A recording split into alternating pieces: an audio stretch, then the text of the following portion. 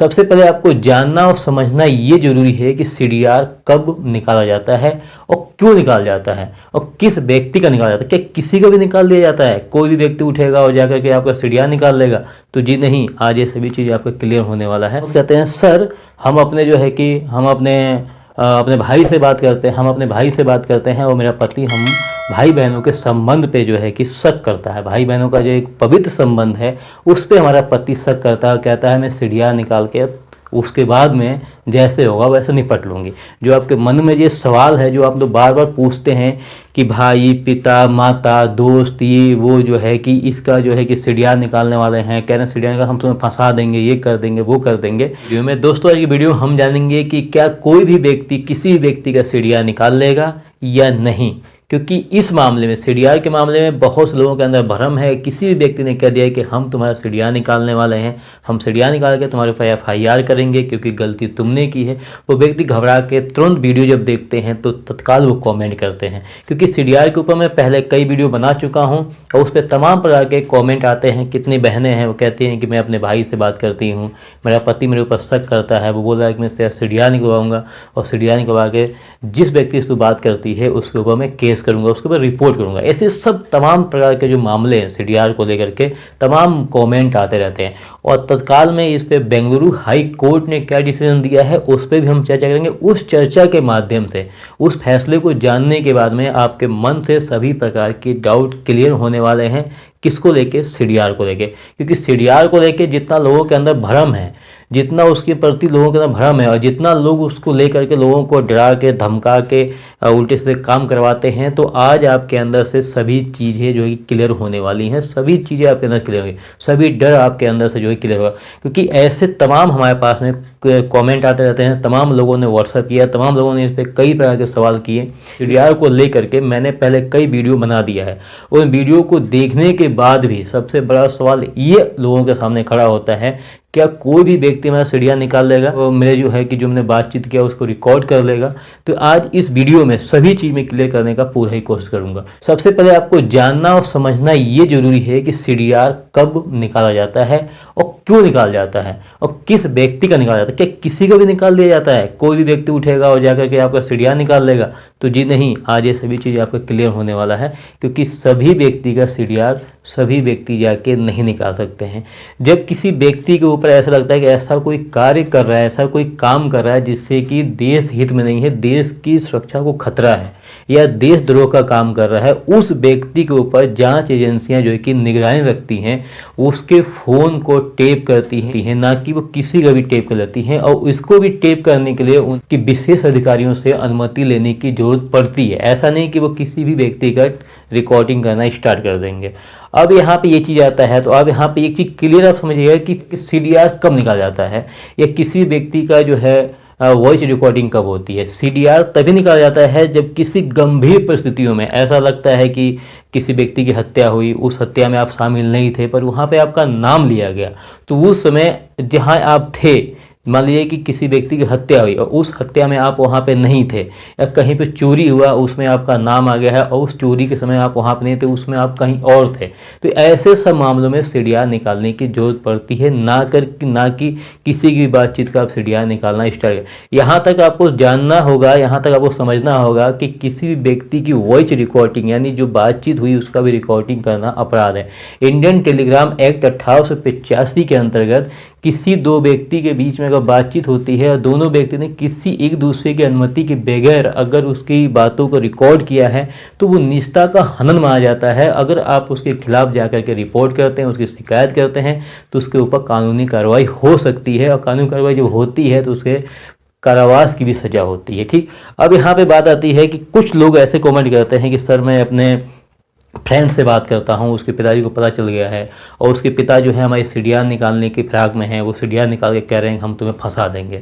या कुछ लोग ऐसे कहते हैं, कुछ बहनों का ऐसे भी कमेंट आता है, सर मैं अपने मैके में ज़्यादा देर तक बात करती हूँ, मम्मी से बात करती हूँ, पापा से बात करती हूँ, भाई से बात करती हूँ, तो मेरे पति और पति के जो परिवार, माता पिता और जो ननद या देवर है वो मेरे ऊपर शक करते हैं। तमाम ऐसे प्रकार के कॉमेंट आते रहते हैं कि सर वो मेरे ऊपर शक करते हैं और शक के दौरान वो कहते हैं कि हम तुम्हारा सीडीआर निकाल करके देखेंगे तुम क्या बात करती चाहती हो।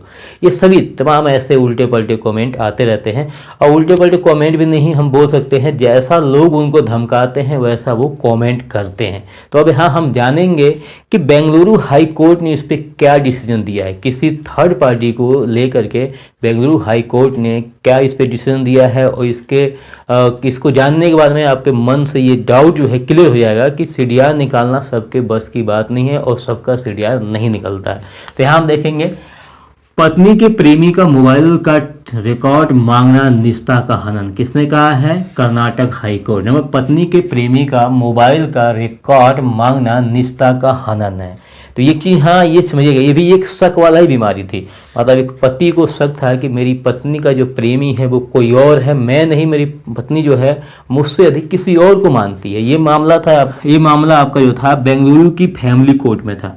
बेंगलुरु की फैमिली कोर्ट में एक मामला गया था, जो एक पति जो था अपनी पत्नी के अवैध संबंधों को उजागर करने के लिए, जिसके साथ में उसको ये था कि जिसके साथ में उसका शक था कि इसके साथ में इसका अवैध संबंध है, तो उस व्यक्ति का सीडीआर, यानी उसने क्या किया, सीडीआर मांगा था कि इस व्यक्ति का सीडीआर मिल जाएगा तो ये जो है पूरा पक्का हो जाएगा, एक सबूत हो जाएगा हाँ मेरी पत्नी के साथ में अवैध संबंध था।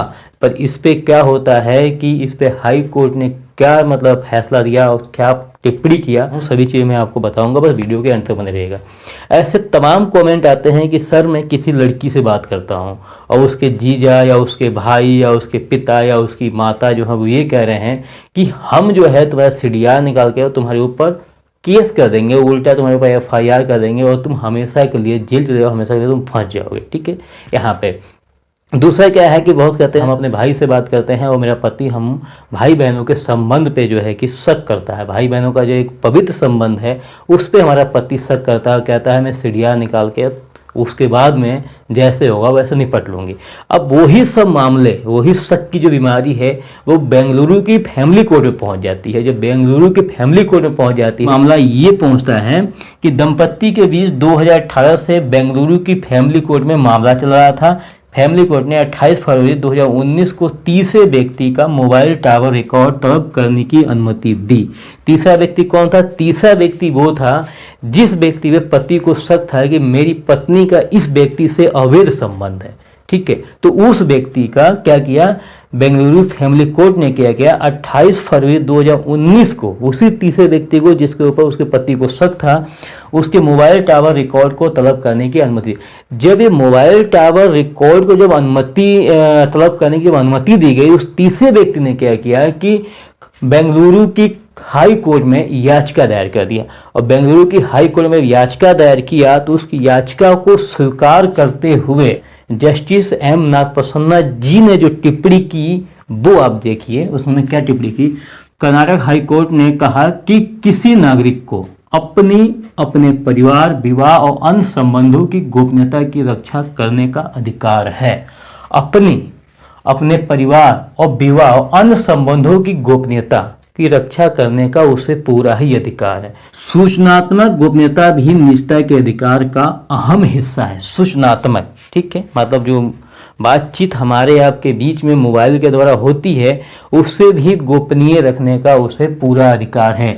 सूचनात्मक गोपनीयता भी निजता के अधिकार का अहम हिस्सा है। ठीक है, इसलिए जो आदेश याचिकाकर्ता का मोबाइल टावर ब्यौरा अदालत के समक्ष रखने को निर्देश देता है, निस्संदेह सूचनात्मक गोपनीयता का उल्लंघन है। ठीक है, मतलब कि जिस ब्यौरा मतलब कि मोबाइल टावर के जिस रिकॉर्ड को तलब करने की अनुमति फैमिली कोर्ट ने दिया था, और उस फैसले को लेकर के, उस अनुमति से दुखी होकर जो तीसरा व्यक्ति था जिसके ऊपर पति को शक था कि मेरी पत्नी के साथ में अवैध संबंध है, उसने बेंगलुरु हाई कोर्ट में जब याचिका दायर की तो उस समय क्या था कि अदालत ने, जो हाई कोर्ट के जस्टिस एम नागप्रसन्ना ने जो इस पर टिप्पणी की वो ये था कि हाई कोर्ट ने कहा कि किसी नागरिक को अपने परिवार, विवाह और अन्य संबंधों की गोपनीयता की रक्षा करने का अधिकार है। सूचनात्मक गोपनीयता भी निजता के अधिकार का अहम हिस्सा है।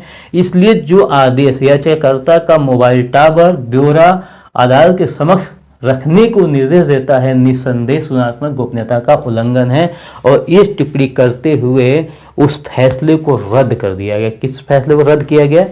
जो तीसरे व्यक्ति के मोबाइल टावर का रिकॉर्ड मांगा गया था, उस फैसले को हाई कोर्ट ने क्या किया कि रद्द कर दिया। तो अब इस फैसले को जानने के बाद में शायद आपके मन से ये जो डर है, जो आपके मन में ये सवाल है, जो आप लोग बार बार पूछते हैं कि भाई, पिता, माता, दोस्त, ये वो जो है कि इसका जो है कि सीडीआर निकालने वाले हैं, कह रहे हैं सीडीआर निकाल हम तुम्हें फंसा देंगे, ये कर देंगे, वो कर देंगे। तो इस फैसले को जानने के बाद आप ये समझ लीजिए कि किसी भी व्यक्ति को किसी की निजता का हनन करने का अधिकार नहीं है। ऐसा नहीं कि कोई भी व्यक्ति उठेगा और वो जा करके आपका सीडीआर निकाल लेगा और सीडीआर निकाल करके आपके ऊपर कानूनी कार्रवाई करना स्टार्ट कर देगा। ऐसा नहीं कि बातचीत किया, लड़ाई भिड़ाई होगी तो सीडीआर निकाल लिया, कोई बातचीत आपस में कर रहे तो उनका सीडीआर, ऐसे सबका सीडीआर नहीं निकलता है। तो शायद मेरे हिसाब से लगता है इस फैसले को जानने और समझने के बाद में आपके मन में जो डर था कि कोई भी व्यक्ति क्या हमारा सीडीआर निकाल लेगा या कोई व्यक्ति कहते सीडीआर निकालूं, क्या वो निकाल लेगा, तो जी नहीं निकाल पाएगा। यहाँ तक मैंने आपको बताया कि आप दो व्यक्ति के बीच में अगर बातचीत हो रही है तो आपस में आप एक दूसरे का कॉल रिकॉर्ड नहीं कर सकते हैं तब तक जब तक आप एक दूसरे की अनुमति ना ले लें। अगर आप कॉल रिकॉर्ड करते हैं तो इंडियन टेलीग्राम एक्ट 1885 के अंतर्गत दोषी माने जाते हैं और दोष सिद्ध अगर होता है तो आपको कारावास तक की सजा हो सकती है। ठीक, उम्मीद करता हूं कि वीडियो ये जानकारी आप लोगों को काफ़ी अच्छी लगेगी और सीडीआर को लेकर जो आप लोगों का डाउट था, भ्रम था, जो आपका डाउट था वो क्लियर हो चुका है। अगर क्लियर हो चुका हो तो लाइक कीजिए, साथ ही वीडियो को ज़्यादा शेयर भी कीजिएगा और चैनल को सब्सक्राइब करना बिल्कुल ना भूलें। मिलते हैं नेक्स्ट वीडियो में किसी बेहतरीन टॉपिक के साथ में, तब तक के लिए जय हिंद।